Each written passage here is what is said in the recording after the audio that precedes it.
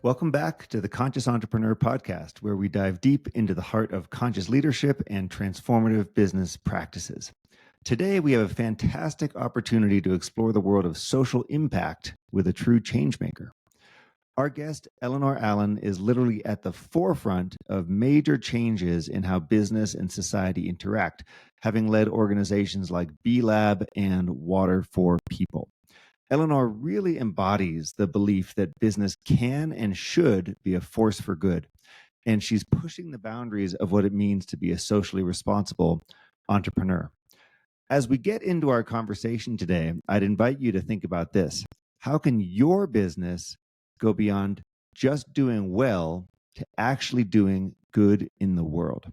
I bet you come away from this talk challenged, inspired, and ready to light a spark for positive change in the world. I hope you enjoyed this episode of the Conscious Entrepreneur Podcast. Eleanor Allen, thanks so much for joining us on the Conscious Entrepreneur Podcast. Thanks, Alex. I'm happy to be here. Yeah, it's great to see you. Now, you have such an interesting history and background. You have a corporate background. You did a lot of work in the corporate space, and you also have a lot of experience in nonprofits. So right now, you're the founder and CEO of Catapult for Change, which is doing all sorts of interesting stuff on the consulting and advisory side. Before that, you were lead executive at B-Lab, which is the people who do the certifications and all that for B Corps. And previous to that, you were the CEO at Water for People. So you have a really rich history in the nonprofit world and seeing how business can be a force for good. I would love to just open to hear more about your career as it transitioned from corporate to nonprofit and what your considerations were and how that transition took place. Well, let's see, how much time do we have, Alex? I can be succinct.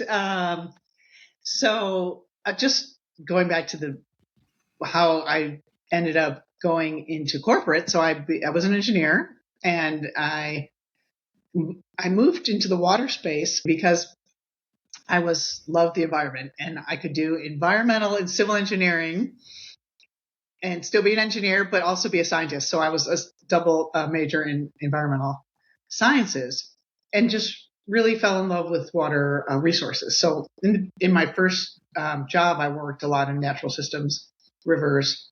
I was in Washington State, so a lot of the Columbia River work, sampling of water quality. And then I was a Peace Corps volunteer in water and sanitation, and had this pivotal epiphany moment where I was like, oh my gosh, a civil engineer can not only improve the environment, but can actually improve public health. So then after Peace Corps, I went to grad school for water quality treatment. So I became an expert in specifically wastewater treatment, but also have designed a lot of water treatment plants. And then that was my purpose, to make the world have better clean water. And I did that for over 20 years at one firm, CH2M Hill, for 17. And then I worked at Arcadis, which is another engineering firm. And the last job I had was running the global water business.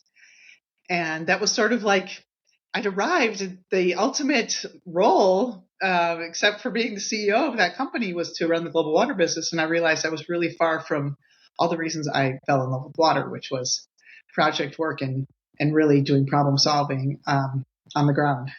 So I was still had a lot of years left to work, and I thought, okay, how do I get back to what I really love? And I thought, well, let me see what it's like to work in the nonprofit space. That has purpose. I'm really wanting to find more purpose in my life. So I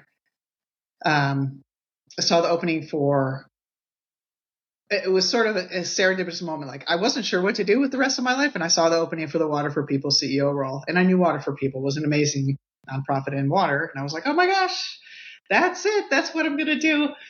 So I applied for the job and got it. And it was an amazing experience. Now, what I didn't know is that water in the nonprofit space it's the same water, but it's nonprofit is run so differently than a business. And I had a high and steep learning curve, but I was the CEO for 7 years, an amazing organization. I'm still on the board, very proud of Water for People and the work that Water for People does. Matter of fact, last week I was in Rwanda with Water for People as a board member. Wow. So I've really pivoted from doing huge infrastructure that was really out of sight, out of mind for public sector municipality cities, to small infrastructure that was very impactful and very in sight and in mind, because in getting first services to homes and communities, everybody knows where the water source is because they've been walking there. And everybody knows where the toilet is because it's either behind a tree or it's the pit in the backyard.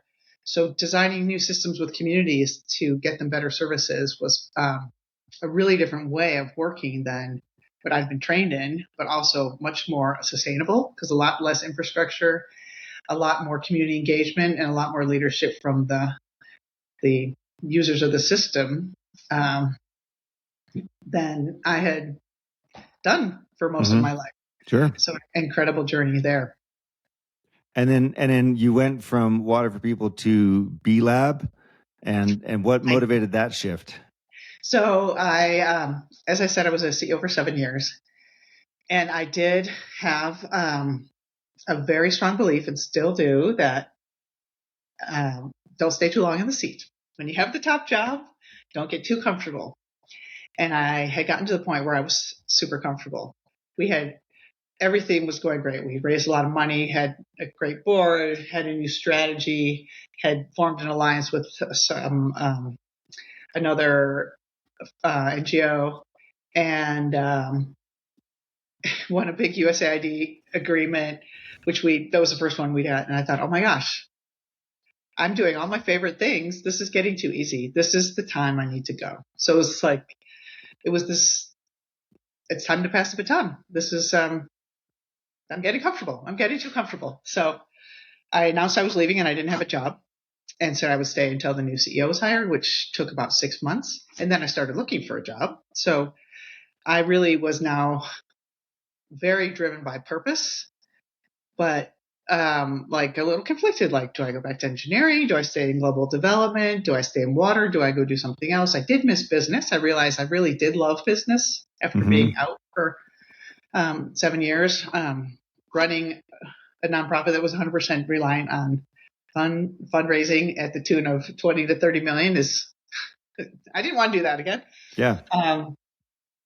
So I was pretty picky about the jobs I was looking for, and B Lab opportunity came up, and I was like, oh my gosh, that would be a great combo of business, purpose, and also nonprofit. So the B Lab is 70% earned revenue through the B Corp certification process and 30% philanthropy. I was like, okay, so I get to work with business, and in business I believe in. I did know what a B Corp was. I didn't know too much more than that at the time.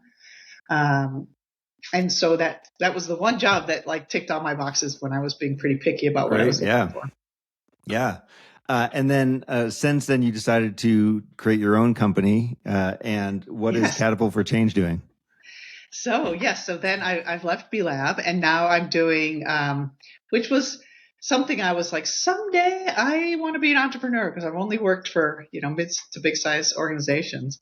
And so the time came, and I left B Lab, and I said, okay, this is my time. I don't want to go work, interview for another job again and look for a job. I want to become this entrepreneur of my future dream, which is now the now dream. So when I started thinking about what are all my favorite things and what could I offer to potential clients? Well, consulting is what I've been most of my life. I would say even shifting to nonprofit, I'm still had clients per se. They were different types of clients, but still offering solutions and services, both at B Lab and Water for People. So Catapult for Change is focused on executive coaching, business consulting services. And really what I'm doing is leveraging my experience as CEO in both for-profit and nonprofit, and helping organizations and boosting them to be strong and resilient, and then really also looking at the self-awareness of the executives and teams and grounding in well-being. So I'm sure we'll get more into these themes as we talk, Alex. But I truly believe, and this is a lot to do with my own personal journey, that unlocking the full potential of leaders, and then of their teams, and then of the greater organization, can really bring out the best in people and help them prepare for their future success. So that's what I want to do. Cool. And that's So what I'm doing. I shouldn't say want to do. I'm doing it. it's what we're doing. It's what we're doing. Great. Awesome. Yeah. And so Catapult for Change is now building on all that experience that you have. And it sounds like, in the vein of conscious entrepreneur, because we're big believers in the inner journey and doing inner work. It sounds like that's very much aligned. So you're saying, look, not only is this about the structure of the company or how we behave or, this kind of stuff. We also are looking at awareness, self-awareness, resilience, building that sort of shock resistance into the teams itself. How does that work? Where'd that influence come from for you? This comes from a very personal journey that I had, and this is why I'm so passionate about it and really believe in the power of self. So I was fortunate to have, I will call it a scholarship, an opportunity that I didn't pay for, that was paid for by others, while I was at Water for People, to join what was called an inner development program run by a nonprofit out of Paris called the Wellbeing Project. And in this program, we were 20 CEOs from social impact organizations, some for-profit, some nonprofit, but we were all working on wicked problems, right? Now, we weren't allowed to talk about the wicked problems we were working on. We were only allowed to talk about our own wicked problems and what was holding us back and what was, why were there such high rates of burnout and depression and divorce and issues with people in the social impact space. This organization was like, let's give these leaders tools to not have those things happen, to get them better equipped. So through that journey, which was 18 months, luckily for me, I got extended to 3 years because of COVID. I learned all kinds of new things, and they're all about how to deal with my biggest fears, my biggest worries, my own impediments, my legacy childhood things that I was still dragging along with me, and just shedding some of these things and being more vulnerable. And my small group of 4 will chuckle if they hear this, because my whole thing from the very beginning was unlocking my heart and being more approachable and being able to lean in more. I've been really well trained by my family and my work as an engineer to be really, have a space between us. And like, I do my thing, you do yours, but we're very professional all the time. But I felt like that was holding me back, and I wasn't feeling satisfied. As a leader, I felt like I had more potential. So I unlocked that through this journey. And that's why I'm really passionate about it, because, and my family will attest, this was also great for the family dynamic. I was a much happier, better person now because of this amazing experience. So if I could bring that to others, and like executives in the corporate world too, like, I want to do that. So I want to bring that along with my package of all my other experiences and try to share this gift that I've received with others. And that's why my Catapult for Change is about launching new ideas and also being grounded in well-being through my coaching and consulting services. Wow, that it's surprising to me when you say that the social impact space is rife with people suffering from burnout and depression and getting divorced and so on. You always think about purpose-driven, mission-driven companies and people as operating from a different energy source, but it sounds like a trap that a lot of entrepreneurs fall into as well, which is we just there's too much on the plate, and sometimes we're looking at the wrong indicators, meaning external indicators instead of internal indicators, or we're unaware of the balance between ambition and well-being. And so you're saying that this is something that is pretty common in that space? Definitely. And now that I'm shifting to this entrepreneur space, I mean, parallel I can draw just from my early days here is like, I feel now the weight of the world on me. Like, I got to bring in income for my family. I'm the primary breadwinner. How much do I share of my, like, oh my gosh, like, what do I do today? Who do I call today? Like, this is all on me. I'm feeling this pressure of self-imposed, of course. And then, like, if I think back to B Lab and Water for People, it's like, oh my gosh, there's this huge pressure of this systems change we're trying to make. In Water for People, we're trying to change government systems so they provide water so we could go out of business. It's a as a nonprofit providing water services, B-Lab, we're trying to change the global economic system to have businesses be a force for good. These are like really weighty things. So I'm now in my small world, but I'm still feeling the weight of the world. Like I gotta deliver. I gotta find contracts. I gotta find clients. I gotta, bring in money so my family can, like, it doesn't affect them that I've now off on this new adventure of Catapult for Change. So. Yeah, indeed. Well, the well-being side of it is super important, and you know that's a big thing that we talk about at Conscious Entrepreneur, and it's a big theme on this podcast. I'd like to dig a little bit deeper into some of the stuff at B Lab, and specifically help our audience learn about, what does this mean? What is a B Corp? What is a PBC, public benefit corp? I know that you incorporated as a public benefit corp for Catapult for Change. There's a lot of interest in this area because the folks that I talk to all the time, the audience that we have, are people who are trying to do good in the world. They want to do good in the world. They're aware of things like B Lab or B Corp status. They're aware that there are different structures out there. Not everyone, in fact, quite few are actually set up as a B Lab or anything like that. But there's awareness and there's desire there.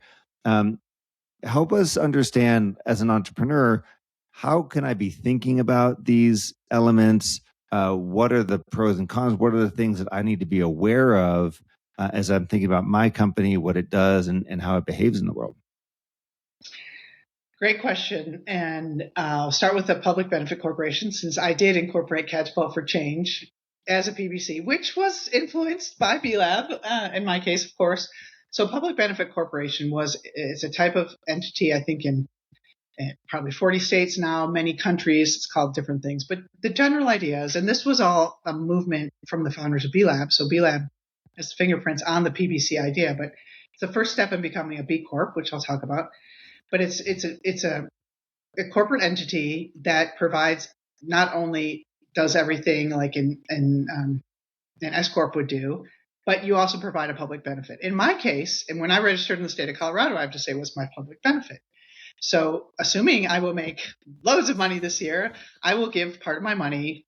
My benefit that I have in my articles of incorporation is to support Water for People, and there are probably a few other organizations I'll support as well. Like, I'm particularly interested in STEM education, being an engineer, and women in STEM and girls in STEM. So, and then I have to publish an annual impact report about how I did my public benefit. So next year, or the end of 2024, I'll share with the world, whoever cares, about what my public benefit was that I did. So it's really one of the first steps of becoming a B Corp. One of the things you need to do as a B Corp is called the legal requirement. You can either be a public benefit corporation, or you change your legal documents, your articles of incorporation, to say that we support stakeholder governance. So we are not only about shareholder profit. We run the business taking into account our employees, the environment, the communities where we work, and our customers. So that is the type of governance. And that's a big shift for companies, especially big companies, who are all driven by shareholder profit. Yeah. So companies, when they're going through the B Corp certification process, which is voluntary, and which is the intellectual property is owned by B Lab, which is a nonprofit that created the standards for, and the B Impact Assessment, which is the series of questions to go through to become certified. You need 80 points out of 100 to become certified. One question is about, are you a PBC? If not, have you changed your legal documents? And that's you have to do that to become a B Corp. Okay. So, someday. So B Corp is a more strenuous process, more steps involved than incorporating as a public benefit corp. Yes. So in my words, I would say PBC is the kindergarten class. B Corp takes you all the way through high school, or maybe into grad university, because it's a much more intensive, looks at everything. It's a business performance management system, and it's not a one-time thing. You get certified, And then every 3 years you recertify, but it's a dynamic process that you should be continuously improving how you run your business in your with all your stakeholders, because when you come back recertify in 3 years, hopefully you get a higher score, or the standards may change, which they are right now. So B-Lab's in the process of revising the standards, so they're continuously updating as well to be state of the art, best in class, and the highest standards for social and environmental performance. Got it. And you talked about sort of stakeholders versus shareholders. And what's the framing there? I mean, I know that stakeholders includes a broader look to include the different touch points that an organization is going to have. You mentioned employees, the environment, the community, and customers. Are there others? Is that the four? And how do I think about one model versus the other model? Yeah, so the last one would be the governance and the legal requirement, how you Okay. run the company. Quite different. I mean, if you're really serious about the stakeholder governance in your company, you really are thinking in multifacets. Like, what is the employee experience? What can I do? Can I bring well-being practices? So this is a part of my well-being corporate work. You get good points on your impact assessment if you were to take part of this program that we're developing, and think about it's not only about, in this case, like, there's a yoga app and a meditation app. No, this is about, are people feeling included? Is there a sense of belonging? Do people have agency? Can you use your voice at the company? Do you feel like you're helping the company move along? What is that corporate culture? So those are all things part of your employee stakeholders. Do you give them good benefits? Are they taken care of, and do they feel whole and happy to be there and fully part of that organization? And then if you like, customers is an interesting one, because that gets into supply chain. So for companies that are B Corps that have a product that they manufacture, it's pretty complicated versus services. Mm-hmm. But you have to look at all your supply chain and document that. And so environment, there's a lot coming out and constantly things on the environment. And if we look, like right now, what's pushing the standards for B-Lab is the green directives in Europe. There's a lot more requirements coming out far ahead of the U.S. on requirements for corporate reporting, especially on environmental. And then communities would be like, excuse me, where do you give back to your community? What do you participate in? How do you engage with your community? Or are you just a company, people go to work and they leave, but it doesn't matter where you are? No, you want to be a vibrant part of the community. You want to be able to be supportive in your community, and how do you do that? So there's a series of questions in each of these areas. And versus if you're just like, okay, let's do quarterly results and see what the shareholders earned in Q1, that's pretty binary. It's like, that's what you're driven by. And so it's a lot simpler way to run a business, but it doesn't necessarily mean you get the most productivity or the most engaged employees, maybe high turnover. There's all kinds of indicators that that B-Lab publishes in the insights about what the different companies' performance is. B Corp. Yeah, I was gonna ask about that. So I'm aware that there's something like 8,000 plus B Corps out there in the world. It's been around for a long time. It's a significant part of the organizational climate. What are the benefits that companies are seeing? Because there's obviously costs. I can see the cost of going through the certification process, maintaining it, the standards and the systems that are in place. But what are the benefits? What do we actually get out of it as a company for going through this? What have you seen the results to be? It's, there's so many answers to that question, because a B Corp can be any size, any place in the world, any type of company, right? So industry agnostic, geography agnostic, size agnostic. So there can be many different answers, but I would say a few things in general. Going through the B impact assessment, you really understand the levers and the inputs you can put into your company to have it perform better. So a lot of what I've heard, and when I speak with B Corps, is that, wow, we didn't even know companies were doing X, Y, or Z, or we didn't even know like that we were in the lowest level in the employee well-being rating. Like there's so many other things we could do. Let's strive in 2 years to do more in this area. So you can put your own, what your gaps are, let's say.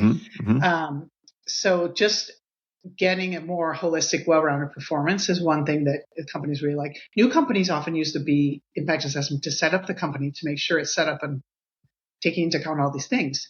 Investors use the B impact assessment and B Corp certification to vet investment-ready firms. I think this is pretty appropriate for this audience, right? If you're looking for investments and you can show you're a B Corp certified, or that you have gone through the B impact assessment, that's a due diligence on like how you run the company. So that's something that was really interesting to learn about, speaking with a lot of impact investors about how they use the tool from B Lab. I mean, there are different stories. Like, I mean, I've heard lots of stories, manufacturing companies that really didn't understand supply chain, that changed different things in their supply chain because of what they learned, and reduce their emissions, finding different suppliers. That is one that is fairly common. And I think on the employee section of the B impact assessment, there are many things that companies learn from each other, how to create that better environment for in the workplace. I'm sure around employee engagement or hiring practices and culture. Yeah, those are big ones. And you're also then drawing the people who are more aligned to the mission. They probably like the fact that you're a B Corp, or that you're moving in that direction, and so there's an extra spark of energy there. Yeah, for sure. I can definitely see how that would work. And just to clarify, and this is something that I think is true, but just to test my reasoning here, the profit motive is still alive and well in B Corps and in stakeholder focused companies. It's just not the only thing that we're doing. We're caring for a broader set of considerations. Oh, absolutely. Yes. Profit is alive and well. And some companies will say, by being much more focused and streamlined, their profits increase. Some will say we had to invest quite a bit to get kind of up to snuff. And then, it was an investment to get to where we were certified and we felt good. And then, things started taking off. So there are all kinds of different stories about, what is the variability and profitability before and after becoming a B Corp. So there's not a rule of thumb there, because it really depends on the companies and how much they changed or didn't to become certified. But yes, we do want to make sure our B Corps are making money.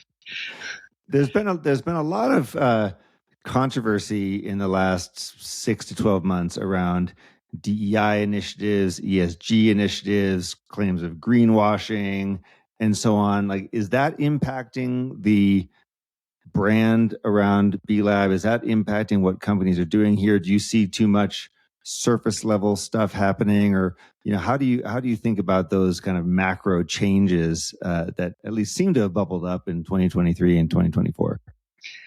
Yeah. So the companies, the number of B Corps continues to increase. So there's still a huge interest globally, and definitely in the US, which is the biggest corpus of B Corps. So the applicants are not going down per se.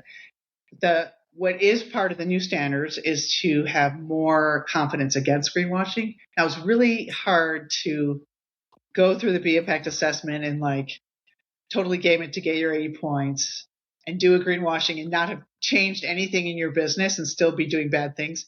Like, I don't think I've ever heard those stories. It's just too hard. It takes months and months to get through this certification. So there isn't really a fear of greenwashing. Now, sometimes B Corps will be like, that certification will be lumped in with other things, but it's really so rigorous and difficult, and it will be even, I think, better and more rigorous when the new standards are official. I mean, they're out right now for public comment if people want to see them. But one of the big changes has gone to 10 performance requirements. So they're minimum requirements versus today you can get the 80 points however you mix and match, but you have to have 10 minimum. So that's another way to prevent greenwashing. So, yeah, I mean, B Corps have been pretty strong against the greenwashing. For DEI, I mean, that is part of the assessment now. And I mean, just the basic, forget ESG and be anything right now. The basic premise, it still holds true, in my opinion. Like, if you have a good, diverse mix of people with different diversity of thought, different diversity of experience, diversity of where they are in the world, you're going to get a stronger mix of ideas and almost certainly better outcomes. Mm-hmm. So that is not changing. I think that's just, to me, that's just good business anyway.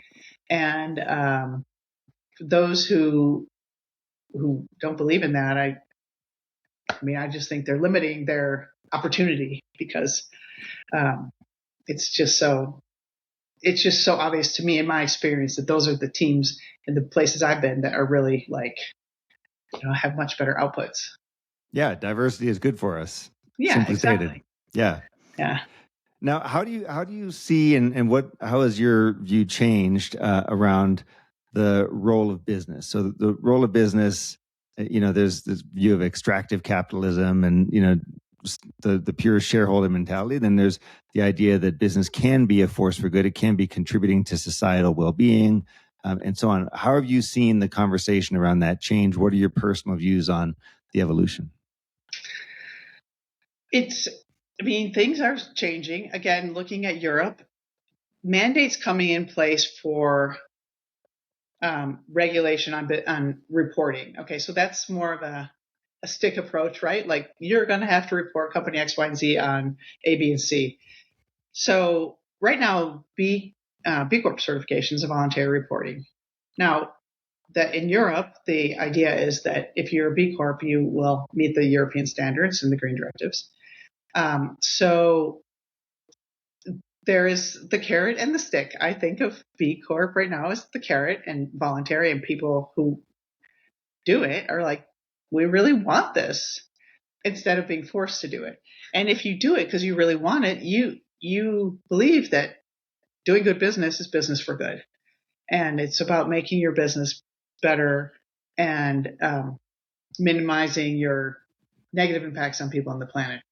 So if you look at the biggest picture and the dream of economic systems change for B-Lab, it's about shifting the world, our model of capitalism, so that all the businesses in the world, there is no B Corp anymore. It's just like how businesses run. You take into account all the stakeholders, because of course that's what you do. And it's no longer part of something vernacular because businesses are doing that. Now, what we would get in this utopian world that hopefully we get to see in our lifetimes is that the big carbon emitters, like, wow, like they are doing business differently, so they have reduced their impact. That the human rights violators, these big businesses, like, wow, they don't do that anymore. That workers have a better experience. They're taken care of. They stay in their jobs. They are more productive because they feel better about working there. They have more disposable income because they're paid a living wage. So this becomes normal, not the exemplary. No, this is like the system is entirely shifted in the world. So the economy is built on these big companies that have these impacts that have now shifted to be positive impacts instead of negative impacts. This is Eleanor's dream, right? So this is the utopian world that I believe that we could create. And it's just by more and more demonstrations and showing that it can be done and that it is good business. It's not just something that, they can do it because they're different. No, it's mainstream, it's good business, and it makes sense. And by the way, it benefits people on the planet. Well, cool. It resonates with me because I got my MBA from INSEAD in France in 2005. And one of INSEAD's core pillars is that business is a force for good. And so, I didn't know that. That's awesome. Yeah, this is something that I totally agree with, feel very strongly about. So it resonates certainly resonates with me. Looking, Eleanor, at Catapult for Change, so the new venture that you have, are you working mainly with nonprofits? Are you working mainly with companies that are trying to go through the process of becoming a B Corp? And how is your approach different based on those two sets? The companies I'm working for are not all B Corps, but it's companies who really want to focus on the executives and the executive team, and therefore the corporate culture, to make that more positive and have a better experience for the company, improve the performance and the potential of the executive team, therefore the performance of the company. So I'm not in the business of doing like a B consultant. There are a lot of companies out there that will help companies certify. That's not my business. I'm really focused on the people and the culture and the well-being and the business practices. Mm-hmm. And ideally companies that believe in being a force for good. Yes, that's like that. I'm totally all in. And, maybe this would be maybe what I would contribute in helping a company understand why it is worth doing the batch assessment. I'll definitely do that pitch to whoever I work with if they don't already know, because I really believe in that. But my focus area right now is on the people and the culture and the business practices. And so you mentioned earlier, we talked about the corporate well-being program and the things that we do there. That's just for the senior leaders, or is that just for the CEO, or how does that work, and then how does it percolate down throughout the rest of the company and culture? Yes, and so we do want the CEOs involved. Ideally, CEOs do the whole program. Again, speaking from personal experience, if I didn't do this multi-year journey, I wouldn't be who I am today. So, so CEOs, yes. Also, we're not going to say no to the other executives on the team. And then we're also having like a CEO lighter version, like if CEOs can't really commit the time. And the time in this case is an annual retreat every year, a monthly course, a monthly small group, and virtual retreats quarterly, or half a day or so. But that retreat would be a week. And then as far as the rest of the organization, in this first cohort that will run the program for a year, we're really focused on the CEOs and the C-suite. And then, but the curriculum focuses on the self, the executive team, and then the ripple into the organizational culture. Because it is about organizational culture change, but we know it needs the tone at the top and the leadership to do these microshifts and change their practices so that the changes ripple through the organization. Got it. Okay, understood. Now, out of curiosity, what are the practices that you started applying after you went through this program a couple of years ago? You said you got extended because of the pandemic, so you're in there for longer, but like, what did you pick up and what stuck with you? So many things. Let's see. So my small group of 4, who we talked every month, and now we talk every now and then, but they know things about me that no one else does. So we like just being vulnerable. Like I didn't do that stuff. Like I just didn't. It wasn't my thing. Those were my issues, and they were not even like spoken to myself. They were in my head. But like letting that stuff go, like letting baggage go. Like I had so much baggage, and just life, like nothing, no major trauma in my life. I've had a wonderful life, but even all my little stuff was holding me back. So letting that stuff go, getting it out of me, and then getting into like just turning my brain off. Like I still really struggle with this, but just having that ability to, I do meditate every day. At least I try. Cool. Great. I'm up Excellent. to like 15 minutes, but I can tell you like it's never 15 minutes of like silence in the brain. What kind of meditate? Any particular type? So I long time did the Calm app, but now I've actually moved to the space where I just have like my own bells and timers on like a timer app, and it's just quiet. And I'm getting better. This is a life journey, as we know. But sure, yeah. And I was with some friends last night. We were talking about, can you just sit on a park bench and do nothing? I could not have done that. Now I can. Now, 15 minutes, I'll be pretty anxious. Like, oh my God, I got 1,000 things to do. But just having those like spaces in my life, I just didn't. And then just understanding, like, part of the course I did was about personal mythology, understanding all the stuff from my family. Like, never thought about that. Like, there's a lot to unpack in anybody's family. So unpacking that, understanding all the parts in my deepest fears and how that inhibited me from doing things, like in saying those things out loud to people who were in my, cone of silence, confidence container, whatever you want to call it, having that trust to be able to say some of those things, which I probably couldn't even think them before I did this.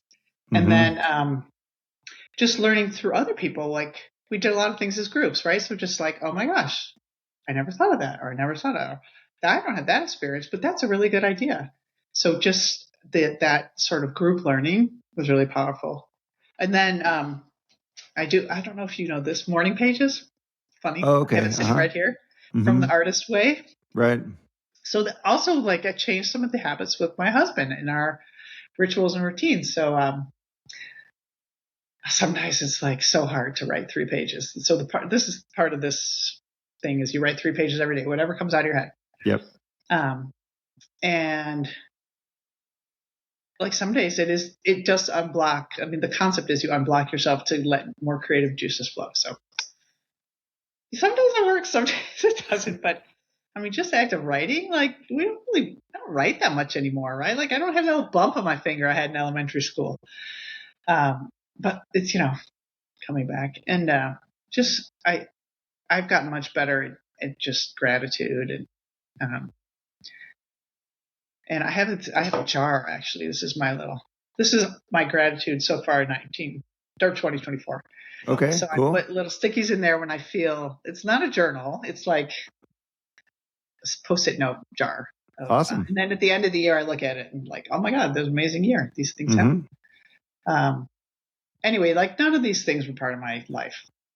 Like I'd never been in therapy in my life. And I did like 3 years of group therapy in a way, although, we wouldn't call it that, but it definitely was life-changing for me. Well, when I hear you talk about kind of naming the things that were holding you back or the thoughts that were in your head, I had a call this morning with my coach, and I was working with him, and some stuff was coming up, and I'm sitting there talking, and I'm saying these things, and as I'm saying them, I'm like, they make no sense coming from me as an adult. They made perfect sense when I was a kid, and that's when the belief got formed. But of course, now that I'm saying as an adult, I'm like, this has no place in my life today. And yet it's still running the show sometimes. And so being aware of that and how it gets in the way, I mean, especially for us entrepreneurs, when there's a million things going on, there's so much to do, there's so many pressures.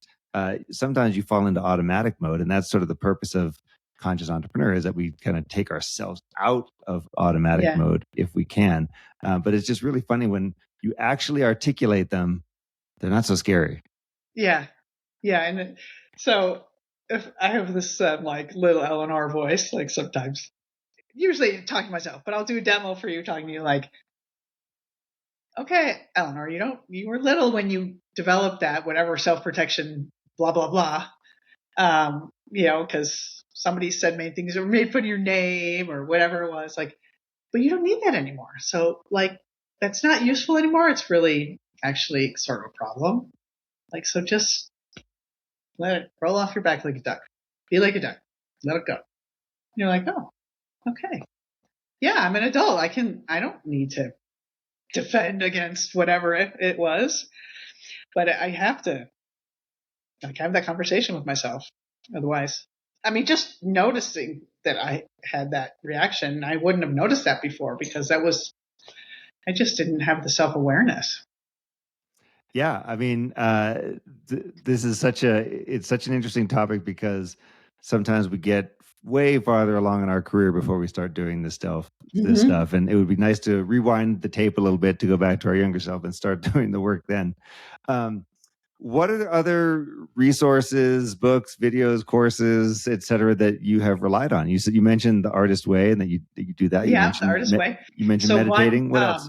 One actually that it came to mind just on your comment there. I do believe also that it's something to do with my age. So one book that I love is Strength of Strength. I don't know if you read that one, Arthur Brooks, but part of his premise is that when you're young and your brain is more malleable and you can do things really fast. You have good flow.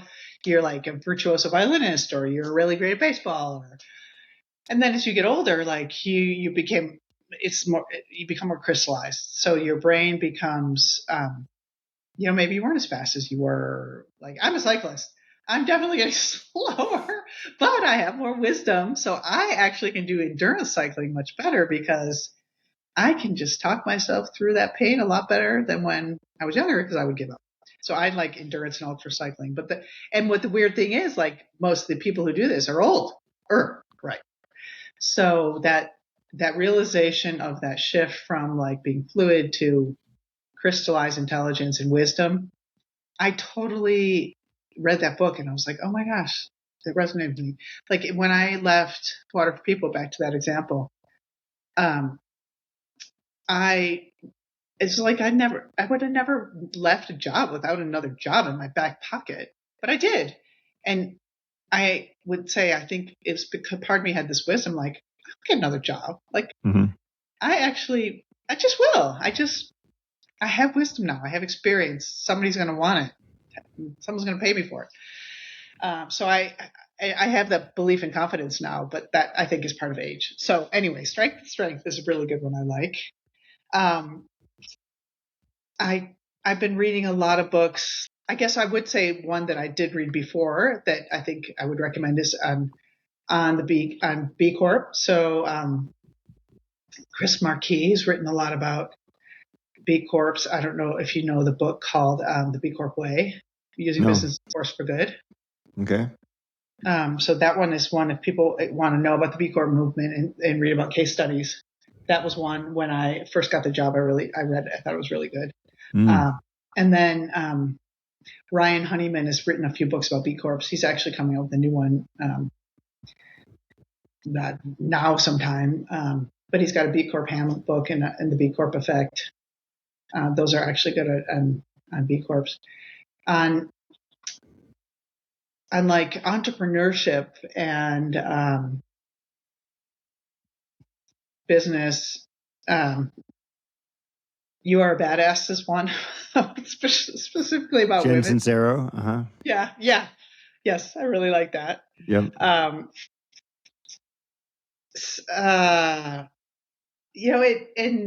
At Water for People, I read Start Something That Matters by Blake McCoskey. I mean, Tom's was a funder of Water for People. But I still think that's an interesting book to read because of how Tom's started, like, spurred a lot of the social mission, entrepreneurship with purpose. Now, there's some controversy with the shoes things and not having local shoes available. But anyway, I think that book, I read it and it made a big impression on me, and I've read it a couple of times since. Fantastic. Those are great resources. Yeah. Yeah. And then I think John Mackey is an interesting writer on conscious capitalism and conscious leadership. So those are some things that you probably know as well. But so how does conscious capitalism fit into the conversation around B Corps and business for good? They're all kind of interrelated. The conscious capitalism movement at B Lab, we were sort of in parallel. We did, I would say, had some minimal overlap. But I think some of the premises are the same. You're just raising this consciousness and understanding the same things that we've been talking about. Yeah, we're all part of the same. We're all in the same pool, all swimming in the same pool for sure. Yeah. I'm a big believer in business for a source of good. I think it's a power for good out there in the world. I think that as we get more precise about what that means and the definitions, I think there's a lot of benefit there. Personally, I think there's a tremendous amount of benefit on the inner journey and the personal development work, because you've got to be the person who's leading that company. And so putting all those pieces together. So this has been a fascinating conversation just to see how all this comes together and to learn from your work on the nonprofit side and on the corporate side of this big change element that is so contemporary right now for us in 2024. Like, it's a big conversation. There's a lot of momentum behind B Corps or PBCs and just kind of business, social impact and impact investing. And so it's really enlightening to hear from you. So thank you so much, Eleanor Allen, for joining us on the Conscious Entrepreneur podcast. Well, thank you, Alex. It's been my pleasure.